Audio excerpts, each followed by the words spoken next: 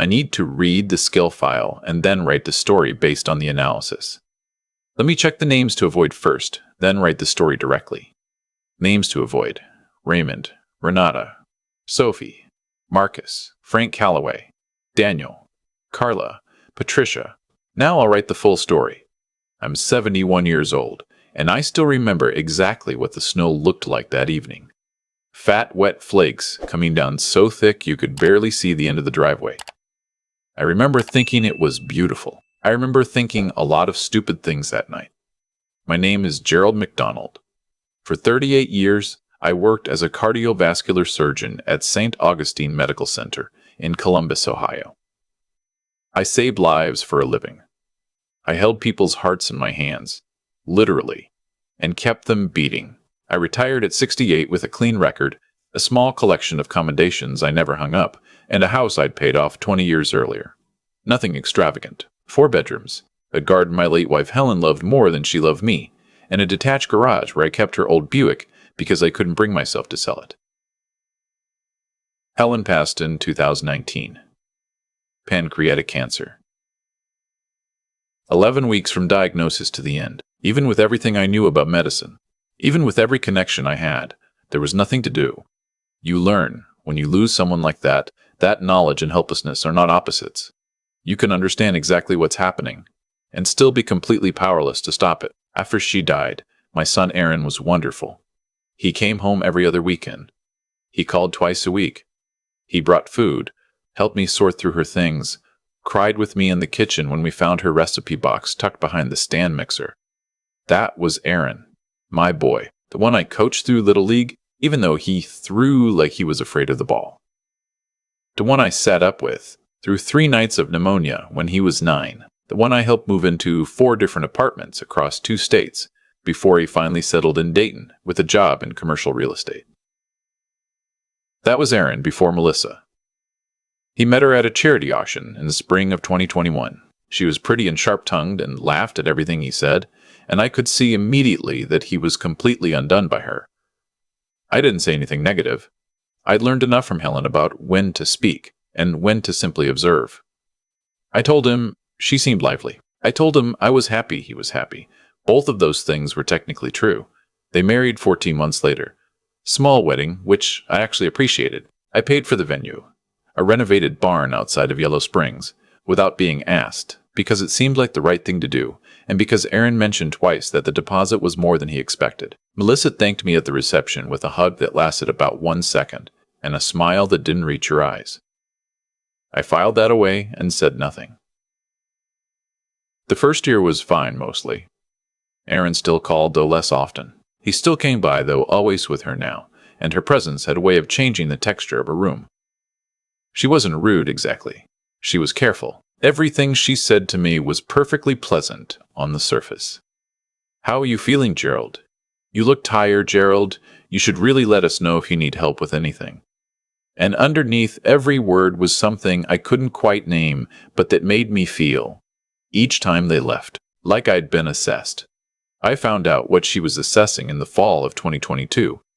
Aaron called me on a Tuesday evening and asked if I'd thought about estate planning. I told him I had a will, updated after Helen died, and that everything was in order. He said that was good, that he just wanted to make sure. He said Melissa had mentioned that some of her friends' parents had run into complications, and he just wanted to be certain I wasn't going to leave a mess. I told him I was a cardiovascular surgeon, not a reckless person, and that there would be no mess. He laughed and said of course he knew that.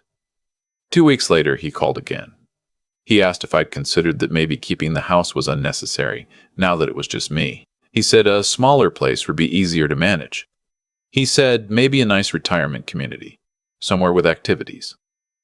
I told him I was 70 years old, not 90, and that I walked 3 miles every morning and grew my own tomatoes and had no interest in a retirement community. He backed off, but there was a pressure behind the conversation that hadn't been there before, and I knew exactly where it was coming from. That winter, Melissa started coming alone sometimes. Aaron would be working, she said. She'd stop by with a casserole or a coffee, and she'd sit in my kitchen and talk. About nothing in particular, it seemed, but I started noticing the pattern.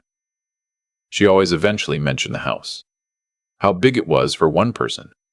How valuable the property had become with the neighborhood changing. How lucky I was to have something like this to leave behind.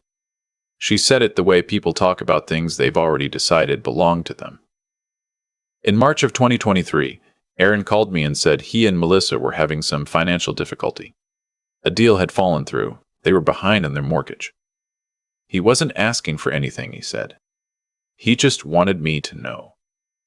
I transferred $40,000 into his account within the week because he was my son and I loved him, and because I still believed, at that point, that I understood what was happening. What was happening was that Melissa had been telling Aaron things about me. I didn't know this yet. I would only find out much later, in a courtroom, exactly what she'd been saying. That I was becoming erratic. That I'd made comments that worried her. That she was concerned about my decision-making. That maybe his father wasn't as sharp as he used to be. She was patient about it. She didn't say it all at once. She planted it slowly, the way you plant something you intend to harvest. By the fall of 2023, Aaron had changed. It's hard to describe the change in a person you've known since they were small. It's not like a switch being flipped. It's more like a fog rolling in. Gradual. Then suddenly you can't see the person you used to know at all. He stopped calling as often. When he did call, there was a formality to it, like he was checking a box. He stopped coming by on his own. When I suggested getting together, he said he'd have to check with Melissa about the schedule. I didn't argue. I told myself it was normal. Marriage changes people's rhythms. I gave him room. In November, I asked if he and Melissa wanted to come for Thanksgiving. He said they'd already made plans with her family. He said it in a way that made clear he wasn't sorry about it. I spent Thanksgiving alone that year, which was fine. I cooked a small chicken and watched a documentary about deep-sea fish and went to bed early. The silence in the house was the kind that is weight. December was when things moved quickly. Aaron came to see me on a Saturday without Melissa, which I thought was a good sign. I made coffee.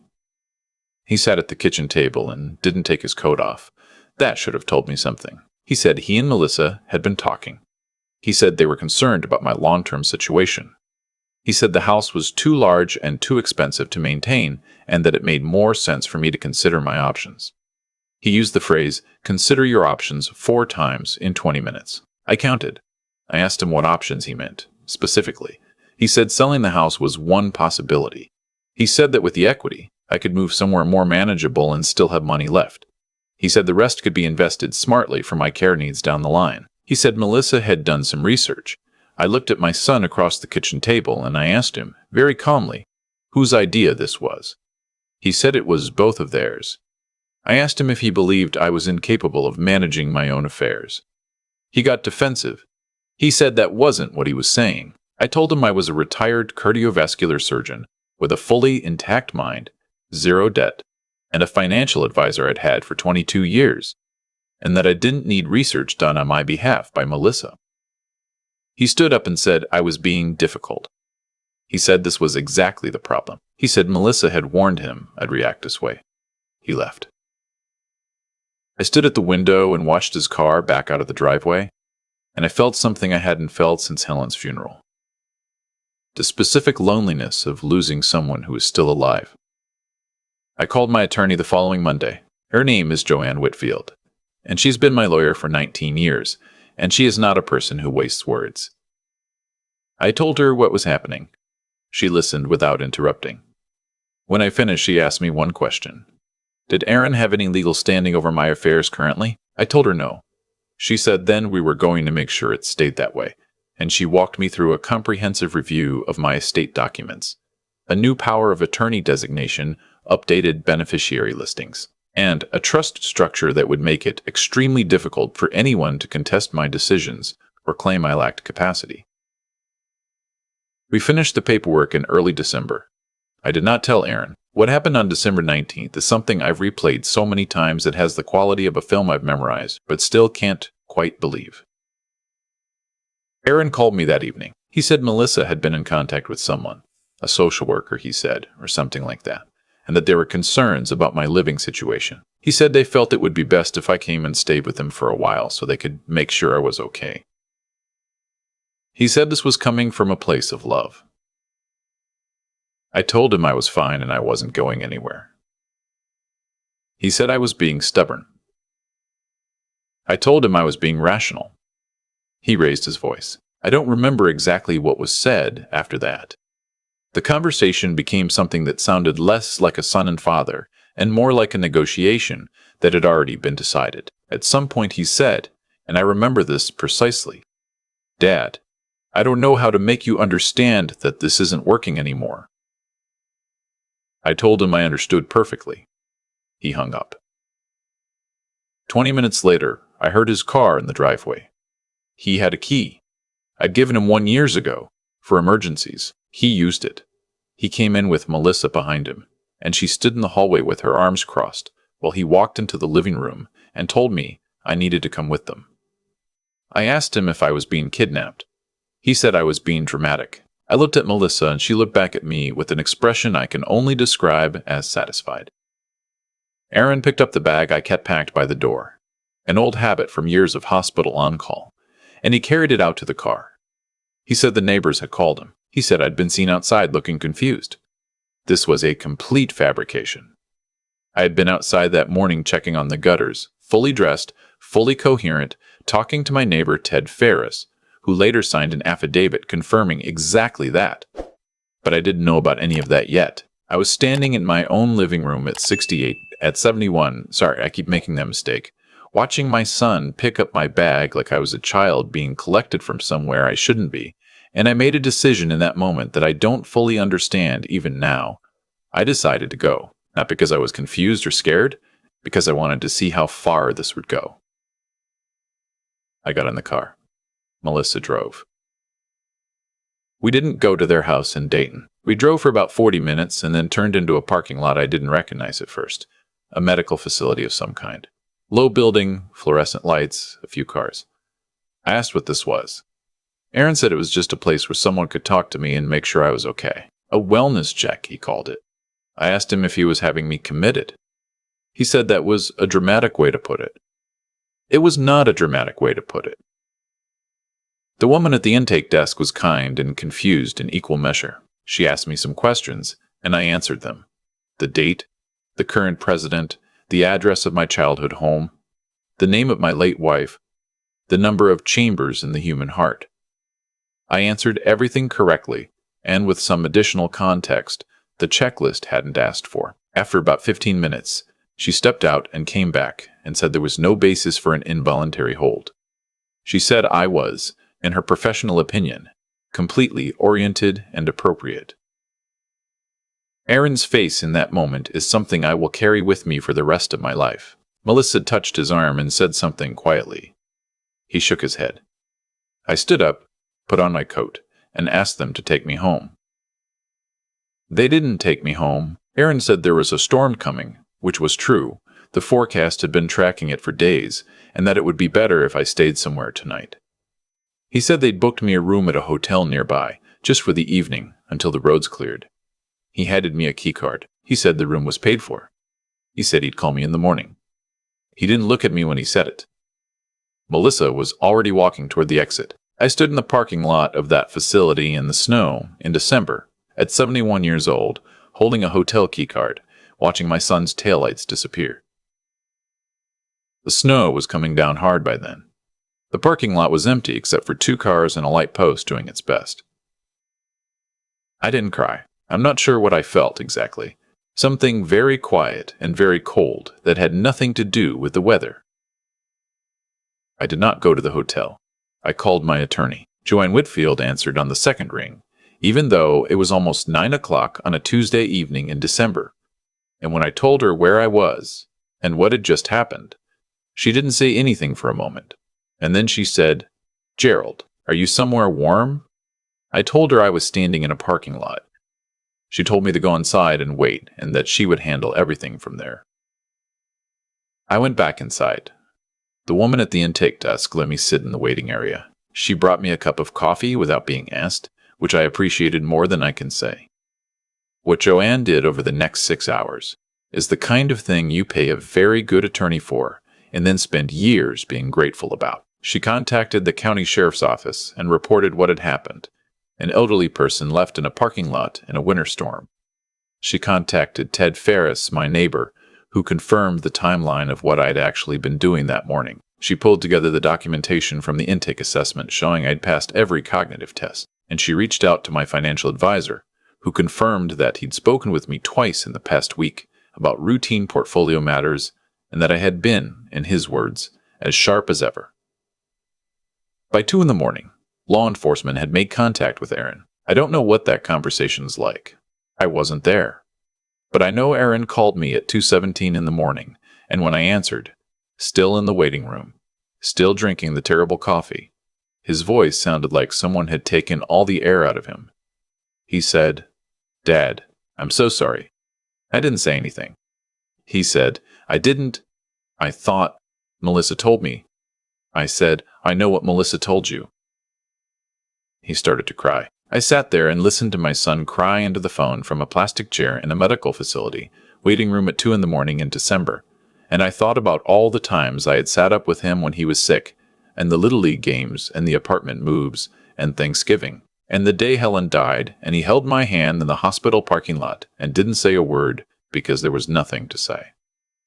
I thought about all of that. I said, "We're going to talk, but not tonight." He said, "Okay." I said, "Go home, Aaron." He said, "Melissa." I said, "I know." What came out in the following weeks and months is something I'll try to summarize without letting the anger back in, because the anger doesn't help me anymore, and I spent enough of last year keeping it company. Melissa had, over the course of approximately 18 months, been systematically attempting to have me declared incompetent. Not through any official medical channel, she didn't have the standing for that, but through a campaign of suggestion. She had told Aaron I was forgetting things. She had told him I'd called her by the wrong name twice. She had told him a neighbor had mentioned I'd been seen wandering. None of it was true. All of it was designed to make Aaron believe that his father was slipping away, that there was a window, and if they didn't act now, they'd lose access to the estate before I made decisions they couldn't undo. What she hadn't known, what Aaron hadn't known, was that I'd already made those decisions. The trust was airtight. Joanne had made certain of that, the primary beneficiary of my estate, after certain specific items bequeathed to people I love, was the Helen MacDonald Foundation, a small charitable organization I'd set up in my wife's name to fund nursing scholarships at the university where she'd done her postgraduate work. It had existed for 2 years. I'd been quietly endowing it. Aaron didn't know because Aaron hadn't asked about anything real in almost 2 years. He'd only asked about the house. The house was in the trust. It could not be sold, transferred, or claimed outside the terms I'd set. Not by Aaron, not by anyone. When Joanne communicated all of this formally, through her office, to Aaron's attorney, yes, he had retained one, which tells you something about how this was supposed to go. The response on the other end was silence, and then a short email saying Aaron wished to arrange a time to speak with me. Melissa, to no one's surprise, retained a separate attorney. What followed was a legal process I won't walk you through in detail because, frankly, it bored me and I spent most of it working in the garden. The short version is this. Melissa had, in her communications, texts, emails, a voicemail Joanne managed to preserve, made statements that constituted attempted financial fraud against a vulnerable adult. Ohio takes that seriously. The prosecutor who was assigned to the case was a woman named Sandra Okafor, who I met once and who struck me as the kind of person who finishes what she starts. Melissa accepted a plea agreement.